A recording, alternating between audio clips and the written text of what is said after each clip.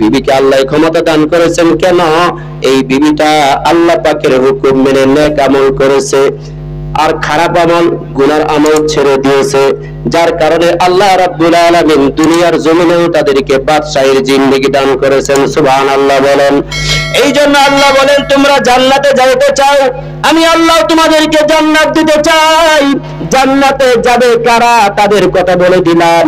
পৃথিবীর জমিনে তোমরা তাদের অন্তর্ভুক্ত হয়ে যাও, কিয়ামতের ময়দানে তোমরা জান্নাতের মালিক হয়ে যাবে। আল্লাহ তাআলা সূরাতুন নিসার 124 নম্বর আয়াতে এটাই বর্ণনা করেছেন, ওয়া মান ইয়ামাল মিনাস সালিহাতি মিন যাকারিন আও উনসা ওয়া হুয়া মুমিন ফাউলাইকা ইয়াদখুলুনাল জান্নাহ ওয়া লা ইউযলামুনা নাকিরা। আল্লাহ বলেন, পৃথিবীর মানুষ জান্নাতে যাবে তারা জানো, ঈমানের হালতে যারাই নেক আমল করবে, তারা নারী হতে পারে, পুরুষ হতে পারে, নারী পুরুষ যারাই ঈমানের হালতে নেক আমল করবে, কিয়ামতের ময়দানে তারা জান্নাতের মালিক হয়ে যাবে। ওয়ালা ইউযলামুনা নাকিরা। যে ঘোষণা দেওয়া হয়েছে জান্নাতের, যে আমাদের যে ফজিলতের ঘোষণা দেওয়া হয়েছে, এর মধ্যে তিল পরিমাণও এদিক সেদিক করা হবে না। সুবহানাল্লাহ বলেন। মুসলিম শরীফের হাদিসে নবীজি এই কথা বলেছেন, বাদিরু বিল আমাল, হে আমার উম্মতেরা, জান্নাতে যাইতে চাইলে নেক আমলের প্রতি তোমরা প্রতিযোগিতা করো। সুবহানাল্লাহ।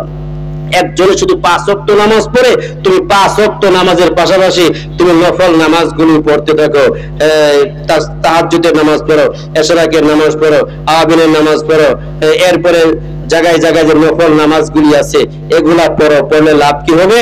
তিরমিজি শরীফ প্রথম খণ্ডের 98 নম্বর পৃষ্ঠার মধ্যে আছে লম্বা এক হাদিসের শেষে নবী সাল্লাল্লাহু আলাইহি ওয়াসাল্লামের হাদিস ইমাম তিরমিজি উল্লেখ করেন, কিয়ামতের ময়দানে আপনার আমার আমলনামার মধ্যে ফরজ যখন মাপা হবে, যেমন ফরজের ক্ষেত্রে ফরজ নামাজ আছে, ফরজ নামাজগুলি যেভাবে পড়ার কথা আমরা কিন্তু সেইভাবে পড়তে পারি না।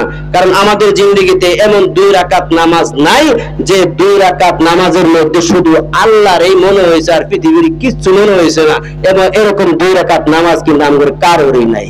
হাজি হোক আর গাজী হোক, আলেম হোক আর জালেম হোক। কথা কোন ঠিক কিনা? কারণ নামাজের মধ্যে এমনি মন এক জায়গায় থাকবো, নামাজও খারাপ হল, মন যে কয়ে গেতেছে সারা দুনিয়া ঘোরা শেষ। কথা কোন ঠিক কিনা?